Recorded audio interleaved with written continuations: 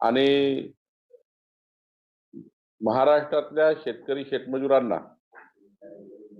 गुंठेवारीमध्ये अडकलेल्या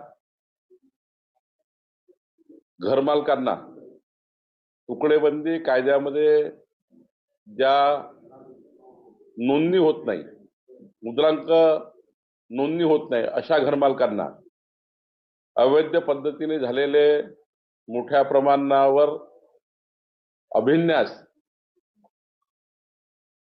महाराष्ट्र सरकारच्या महसूल खात्याच्या अनेक अतिक्रमणित जागा अशा अनेक विषयावर जवळपास 35 विषयावर मी जिल्हाधिकारी आणि तहसीलदार पर्यंत प्रवास करतो आहे। वर्ग 2 तर वर्ग 1 पासून तर जिवंत सातबारा पर्यंत आणि रस्त्यावरचे पांधन रस्त्याचे अतिक्रमण आणि पांधन रस्ते बांधकामापासून तर 2011 पूर्वी जे घर कायदेशीर करेपर्यंत या सर्व 35 विषयाला धरून मी मराठवाड्यामध्ये दौरा करतो आहे। संभाजीनगरला पुढच्या सप्टेंबरमध्ये पहिल्या आठवड्यात येईल, संभाजीनगर जिल्हा म्हणून। आज मी धाराशिव जिल्हा, उद्या जालना जिल्हा, परवा बुलढाणा जिल्हा, 3 जिल्हा प्रवास करतो आहे। मला विश्वास आहे की महसूल या विषयाचे अत्यंत महत्त्वाचे 35 विषय, गौण खनिज ते मुद्रांकापर्यंत, मोजणीपासून तर आपल्या शैक्षणिक सवलतीपर्यंत, कारण एक महत्त्वाचा निर्णय आपल्याला माहिती असेल का आपण घेतला की आता कुठल्याही शैक्षणिक शालेय दाखल्याकरता विद्यार्थ्याकरता जे डॉक्युमेंट असतं, डोमेसाईल सर्टिफिकेट असो, विकास सर्टिफिकेट असो, इन्कम सर्टिफिकेट असो, आमचं सरकार आल्यानंतर 500 रुपयाचा स्टॅम्प पेपर आपण माफ केला। 1 रुपयाचा स्टॅम्प न लागता, स्टॅम्प ड्युटी न लागता आपण विद्यार्थ्यांना फ्री स्टॅम्प करून त्यांचे डॉक्युमेंट करण्याची योजना तयार केली। आज संभाजीनगरमध्ये एक महत्त्वाचा विषय काल रात्री नगरसेवकांनी सांगितला, एखाद्याला घर बांधायचं असेल,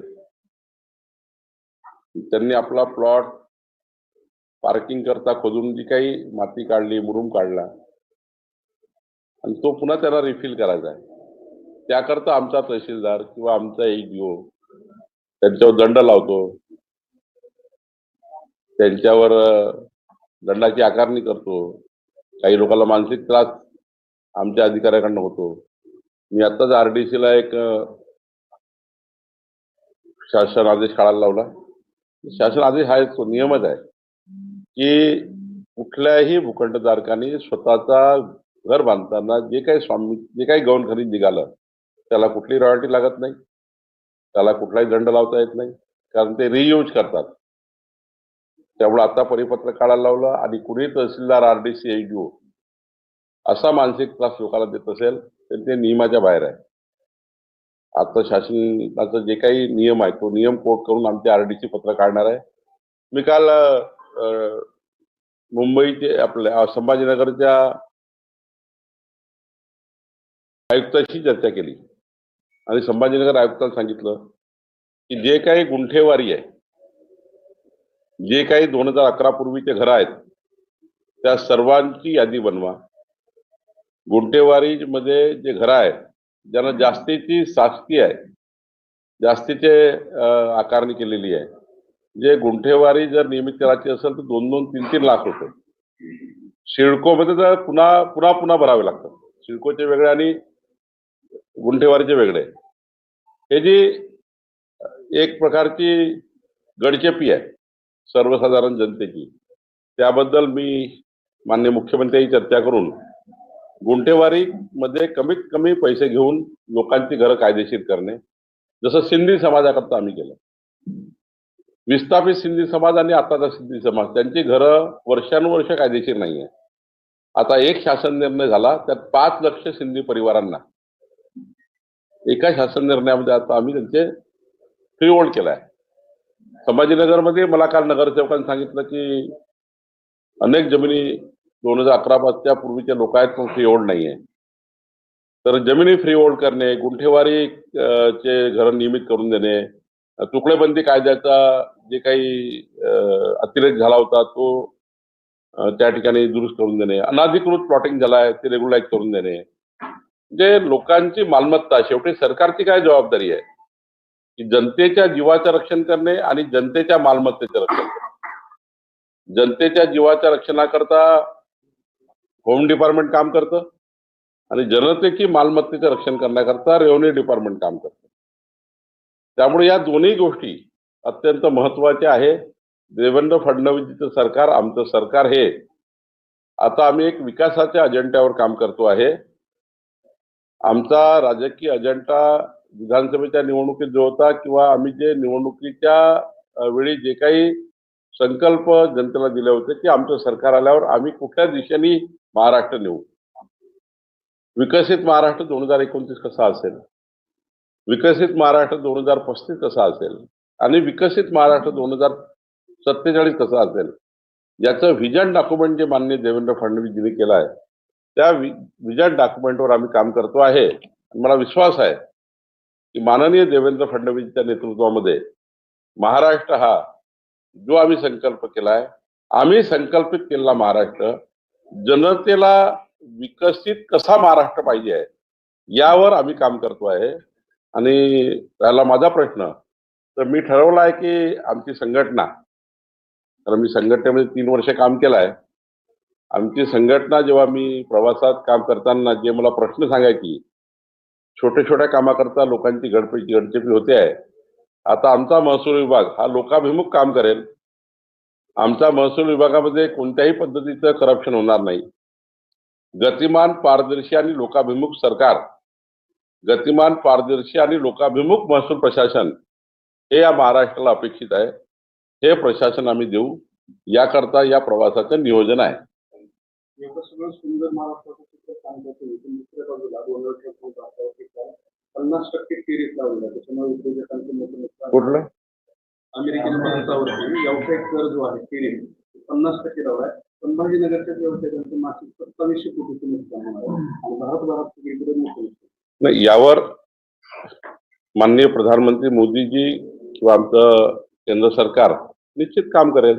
जर एखाद्या देशाने या पद्धतीनं टेरिफ लावलं असेल किंवा काही बंधनं आणले असतील, त्या बंधनावर चर्चा करून त्यावर मार्ग काढता येतील.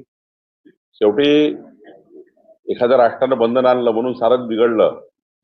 या जगामध्ये काही एकच देश आहे, 192 देश आहेत नाही असं थोडी आहे. जगामध्ये 192 देश आहे.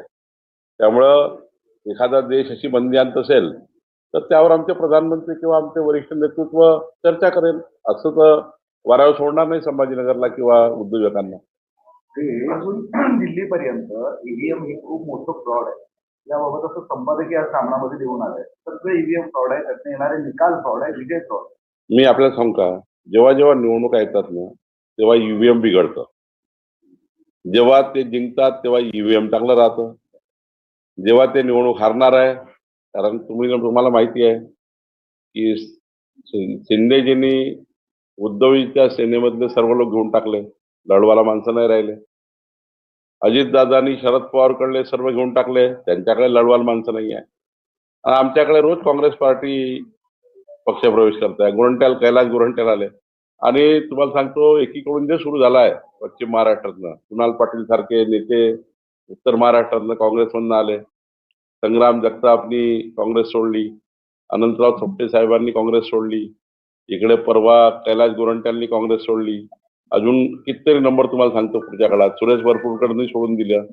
जेव्हा त्यांना माहिती आहे की आता पराभव निश्चित आहे, निवडणुकीत लढवायला माणसं लागतात.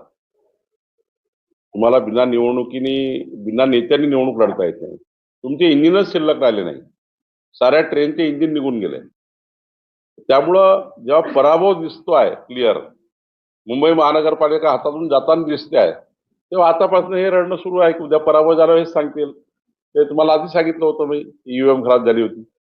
त्यामुळे एक नरेटिव्ह आणि दुसरा एक भाग आहे आपल्या कार्यकर्त्यांना थांबवण्याकरता, आपला पक्ष थांबवण्याकरता. जेव्हा तुम्ही एखादी पक्षाला वैचारिक पद्धतीने पक्ष पुढे नेऊ शकत नाही, तुमची कार्यकर्त्यासोबत ती बांधिलकी संपली असते, तेव्हा तुम्ही असे विषय काढून निगेटिव्ह नरेटिव्ह तयार करून पक्षाच्या कार्यकर्त्याला थांबवण्याचा प्रयत्न करता. त्यातला भाग आहे. राहुल गांधींनी हे सुरू केलं आहे आणि त्यांच्या जी आहे महाविकास आघाडी त्यांनी हे सुरू केलं आहे. त्यांच्यासोबत कोणी राहायला तयार नाही. इतकी वाईट परिस्थिती आहे अधिवेशनात बघितली. म्हणजे अधिवेशनाची शेवटची जी प्रेस असतं ते महायुती म्हणून आम्ही ज्या पद्धतीने घेतली, महाविकास आघाड्यांना तरी 3 प्रेस घ्यावी लागल्या. त्यांच्या अलग अलग प्रेस झाल्या. काही अजेंडा नव्हता अधिवेशन काळामध्ये.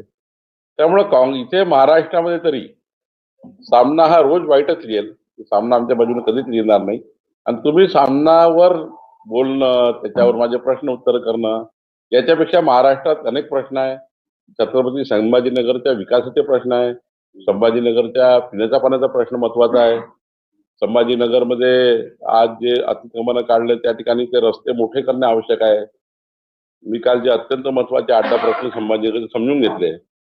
आम्हाला जनतेला अपेक्षित डेव्हलपमेंट द्यायचं याकरता काम करतो. देशच्या महाव्यवस्थापकावरून 2 वेगवेगळी पत्र निघाली, 2 वेगवेगळ्या नियुक्त्या झालेल्या मला याबद्दलची माहिती नाही. आहेत. खाली शिवाजी हा चित्रपट जो आहे त्याच्यामध्ये सरकारची भूमिका आहे की 8 तारखेपर्यंत तो 8 ऑगस्ट पर्यंत प्रसारित करू नये. ज्या आशिष शेलारांनी त्याला विरोध केला खरं तर, पण त्याच आशिष शेलारांचं एक जुनं वक्तव्य व्हायरल होत आहे की ह्या चित्रपटाला कान्स चित्रपट महोत्सवात पाठवलं पाहिजे. या 2 भूमिका कशा आहेत सरकार? मला आशिष शेलारला बोलावं लागेल. मला याबद्दलची माहिती नाही. एकनाथ शिंदे काल दिल्लीमध्ये होते. त्यांच्या प्रतिक्रिया अशी आहे की देवेंद्र फडणवीस आणि एकनाथ शिंदे यांच्यामध्ये युद्ध मिटवण्यासाठी हा फक्त मीडियामध्ये छापण्याकरता एक तुमच्याकरता एक बातमी आहे. खरं तर एकनाथजी आणि देवेंद्रजी रोजच प्रत्येक विषयावर चर्चा करतात. मी अत्यंत महत्वाच्या रोलमध्ये आहे की आमच्या महायुतीमध्ये मी समन्वयक बऱ्यापैकी काम करतो आहे. कालही एकनाथजी आणि देवेंद्रजी सोबत आम्ही खूप वेळ बसलो होतो दिल्लीला जाण्यापूर्वी.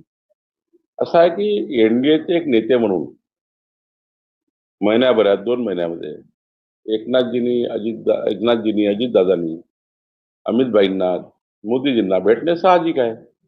एनडीएची परवा बैठक झाली.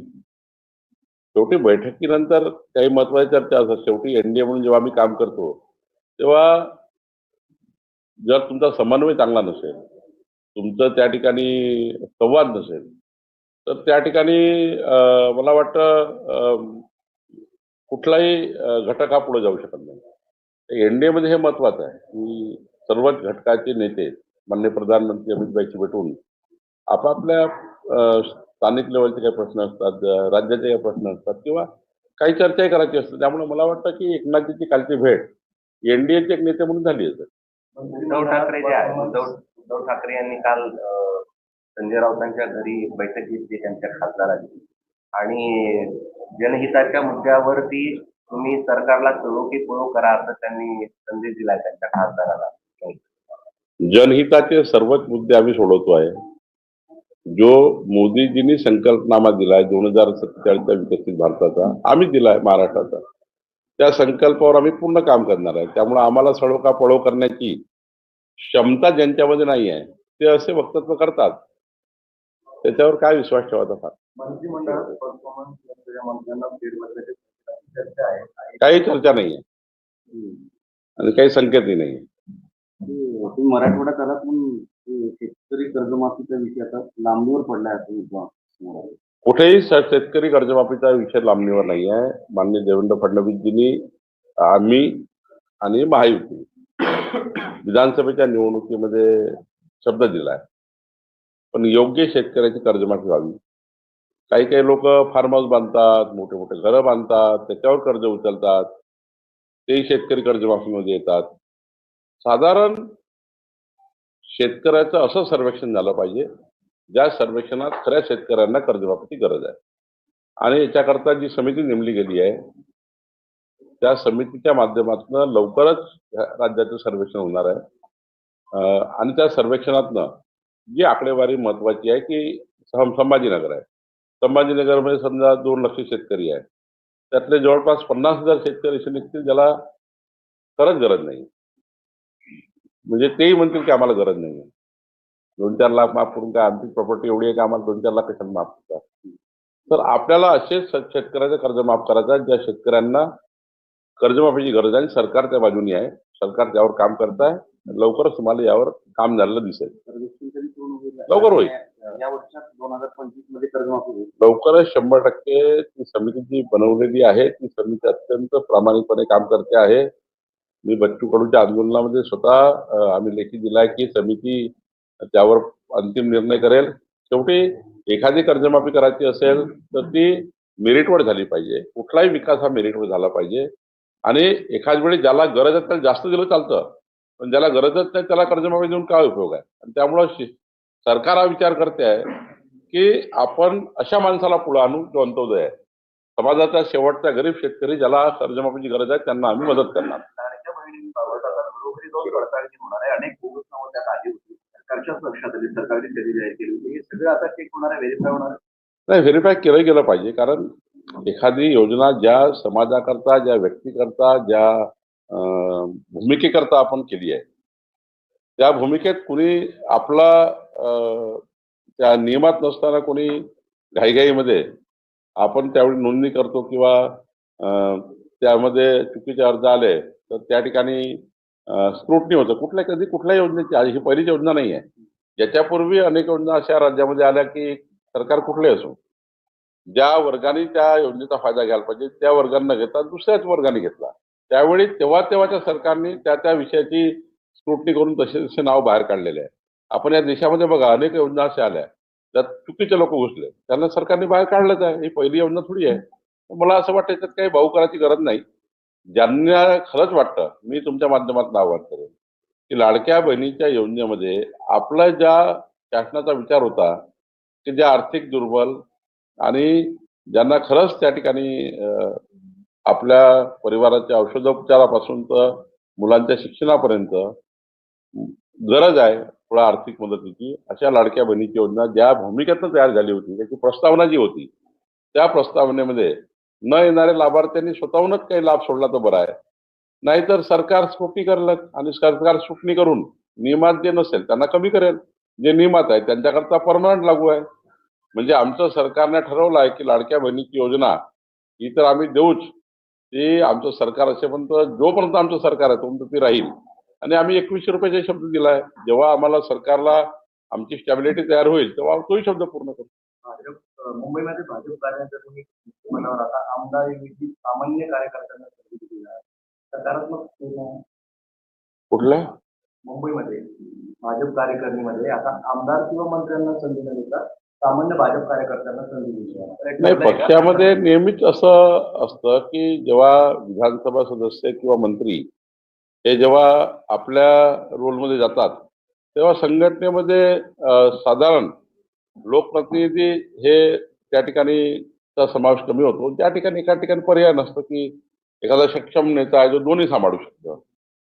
संघटनाही सांभाळू शकतं आणि आपलं मतदारसंघ सांभाळू शकतं. अशा वेळी जसं नारायण कुचेंना आम्ही जालन्याचा अध्यक्ष केलं.